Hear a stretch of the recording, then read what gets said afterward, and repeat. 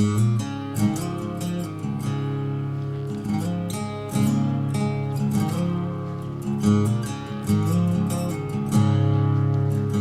right, I got a lot to do today.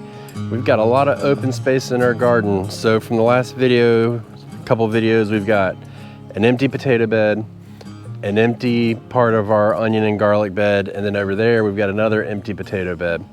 So new development, my son has developed some kind of sickness, so I'm gonna go ahead and plant his bed for him now. And we're gonna do it in 2 stages. So we're gonna do a lot of planting today. I'm gonna plant tomatoes, lima beans, and maybe carrots. I'm not quite sure yet. And then I want to check on just the status of my tomatoes throughout the garden and stuff like that, see how things are progressing. All right, so here's the back side of these determinate tomatoes, and we're gonna look down below, and I'm gonna show you why I'm planting another round today. You can see that we are loaded up with green tomatoes here. All of these plants are, I don't know if you can see all the way through there, but then as we come up, we're starting to get more and more and more. And these are all determinate tomatoes. So the whole thing about this is once these give out, because we've planted so many determinate varieties, we're gonna be out of tomatoes. So that's why I wanna go ahead and get a couple more plants in the ground and kind of get that process started, because I think that'll give us a good wave of like, get these in, can the majority of them, enjoy some of them, but then get the next wave in. So then if we need to make more cans, we can. But if we just want to have fresh tomatoes for stuff, we can do that as well. This is all part of the plan. And I do this kind of stuff because I find it really interesting how people decide to plant their gardens. You know, there's so many different ways to plant a garden and manage harvest and expectations and all that stuff that I talk about here on the channel and on the Backyard Gardens podcast with Batavia. So there's just so many different ways to do it. It's really fascinating. So hopefully like some of what I do will help you. And then, you know, through the comments and stuff like that. I know you guys leave comments a lot, and I learn a lot from you guys on what you're doing. And it really helps me too, because sometimes I'm like, ooh, I like that. Let me try that, especially when it comes to different varieties. So I am a little late this year to be starting new varieties, but for next year, we're gonna formulate a plan for some different varieties of tomatoes and stuff like that, especially just to kind of kickstart into another garden season. But this is all part of like going into managing and getting tomatoes throughout the season. All right, so while we're waiting for this garlic to finish, which should just be about another week or so, we're gonna go ahead and plant this back row with tomatoes, and then we can kind of keep going down. So we've got these 4 Roma tomatoes that we started from cuttings, and you can see they're doing really good. They're starting to grow. I think they're about maybe a month old. And the rate they put leaves on was just insane. It was crazy. And we've also, for the next planting up here, we've got some of these. This is a cherry tomato, and then the rest are all the geranium kiss tomatoes, the dwarf indeterminate type. So we're gonna do those, and they've all rooted at this point. So I don't know if they're coming out the bottom, not yet, but we've got time. So we're gonna go ahead and just let those rest, and we'll put those in the front rows moving forward.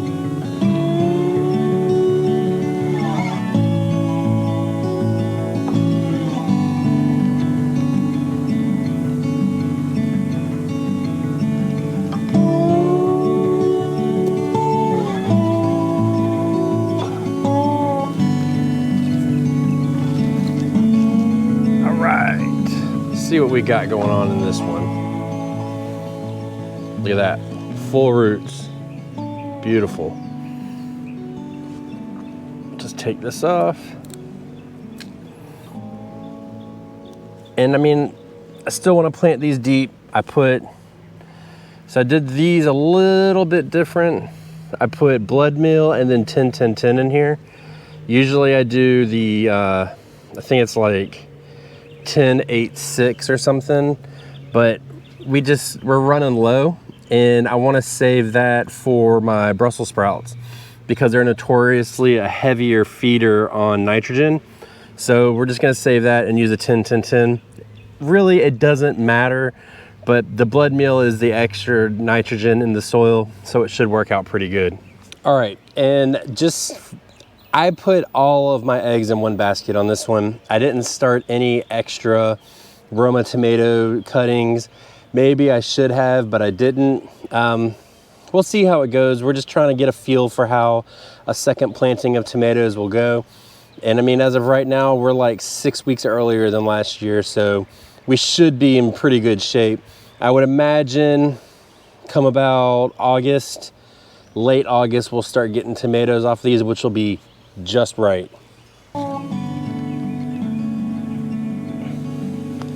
Now, the one thing I can say that helps the most is that pre-planting fertilizer. I mean, as soon as you go to plant something, I can't recommend enough putting fertilizer in that hole right away and just give it that jump start. Because if you think about it, this organic fertilizer takes about 2 weeks to break down and start to actually work. So these plants will get in the ground. There's a little fertilizer that was already in here. 2 weeks later, they'll start to get nice and comfortable. Boom, they'll start getting fed. And that's really gonna help them jump up and start that growth really fast, especially now that we've had a really cool spring, and for the next week, it's not supposed to get overly hot. I think we're gonna start creeping up into our normal summer pattern. But for right now, like, we're gonna take advantage of that. And when it's a little bit cooler, like in the 70s, these plants really love it and they really start to grow faster.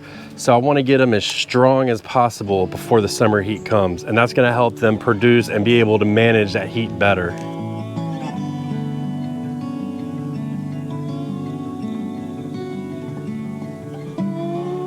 All right, so I'm at my son's bed now, and since he's sick, we're gonna plant it. But I don't know if I went over this in the other video or not.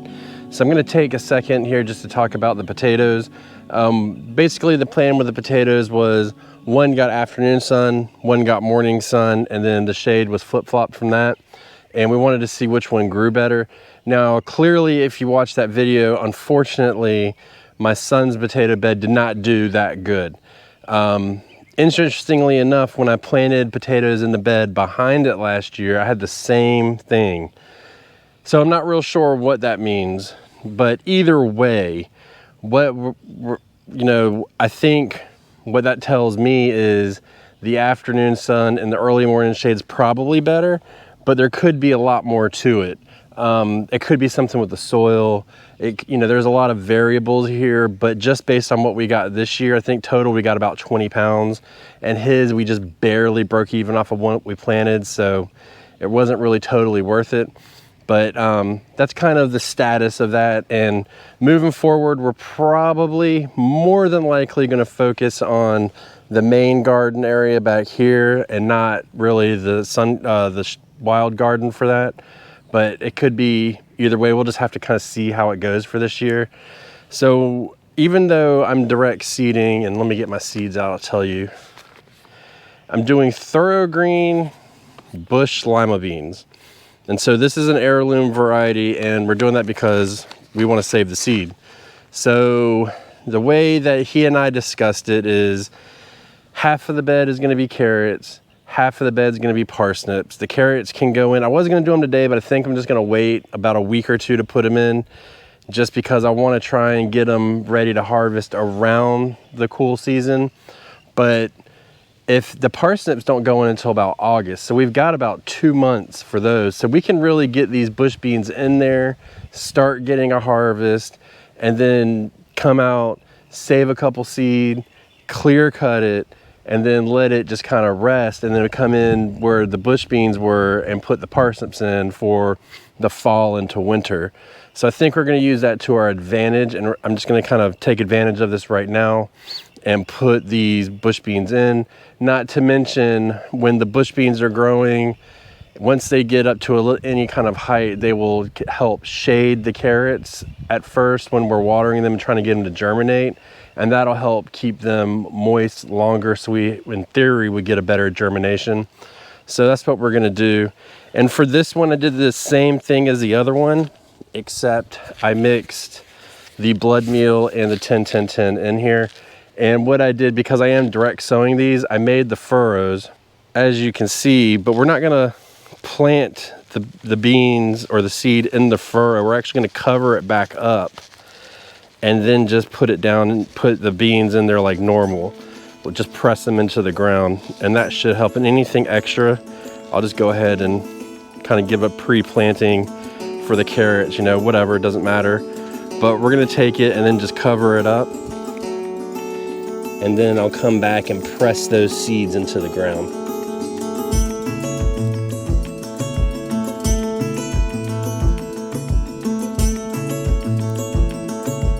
So I like to do a zigzag pattern so there's no impedance of light or anything like that. So plant comes up here, here, here, light can get through. It's just, I don't know if it works, but it's something that I like to do. And hey, if I've convinced myself that it works, then it works, right? What can I say? So I was just looking at my squashes and I was noticing an abundance of wasps pollinating them, essentially. And it made me think about the bees. I know I had come on here and said we were getting bees soon, and I wanted to give you a little update. So I talked to the gentleman last week, and he said that the queens were not laying like they're supposed to, so he was actually re-queening them, which just means that he's putting new queen bees in to get them to lay properly, so that the micro colony or the nuke that we're getting will be strong. So we're just kind of waiting on that right now. So it's a little bit of a delay, but either way, they're still out foraging and building that colony up. So that'll be good. I am really looking forward to having the bees right there so that they can pollinate right here. I think that's gonna dramatically up our production rate. I mean, how can it? You know, if you've got 20,000 bees 20, 30 feet from your garden, it can't hurt it, right? It's got to make it better.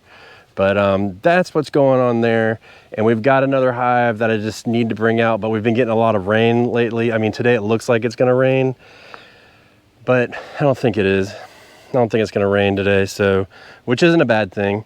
I'm okay with that either way. But now that I've got these seeds in the ground, I'm back to wanting rain. Funny how that works. But I mean, speaking of squash, look at this squash bed. I want to revel in the beauty of it for now until it gets ravished by the pests. We know it's coming, but this thing is just a work of art. I gotta say, it's growing beautifully at this point, and I couldn't be happier about it. So yeah, this is amazing. Only if we could get them to last like that all year long, how great would that be? But that's not the reality of the situation. So I do want to talk a little bit about seed saving, because I know I talk a lot about it. You know, like this pack of seeds right here, we've planted 3 rows of them. I'm not sure how many we'll get. I haven't done any research on that at all or whatever. I'm just kind of going with the flow, but there's enough in here for probably another 2 years of seeds at this rate. I mean, it would be pretty stretch for us to go, you know, plant them all next year. We're not huge lima bean fans.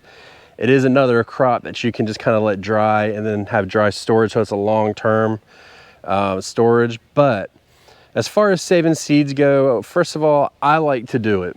So I will save some seeds, because invariably, especially with beans and stuff, there's always some that get over mature. So I'll save the beans for a while, but it doesn't mean that I'll be planting them next year. So generally what I do is I'll save the seed, I'll dry it, I'll store it, and then the next year I'll still continue to work out of this pack of seeds that I purchased, because again, I don't like to throw anything out. But what we'll do is we'll start another row of our own seed, and we'll make sure that they grow and produce true and all that stuff.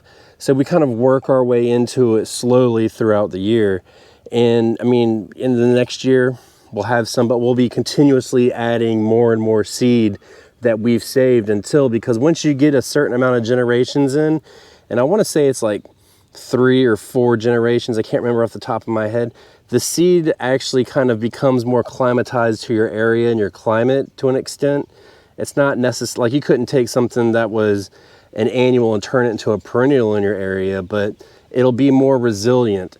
And so that's what I want to do, is kind of build up my own seed bank and then pass these genetics that we have saved over the years down to my son if he wants them. And then that'd be kind of cool, right? So we've done it with our collards. We're our 2nd year in on our Roma tomatoes, and our green beans, we kind of started over on those. Like I said, I'm not really worried about those. And our black-eyed peas, we're really on schedule with that. I think we've got 2 more years before we start to hit that mark. So it's just something that we like to do. It's good practice. And you never know when you're not going to be able to find a seed and you really need one. So why not try and save some of these seed? Oh, and the garlic we are pretty much on par with too. We're 2 years in. Actually 1 year, this year will be 2, so you can see how that's going. As far as the garden goes and stuff and all the seed saving and planting like this and the schedules that we do, this is all for us to be more self-sustainable and have a working towards a sustainable garden. You don't have to do it all at once, but we just kind of want to work our way to it slowly and make sure that if we wanted to or we needed to, we could have a sustainable garden to an extent at some point in the future. Good.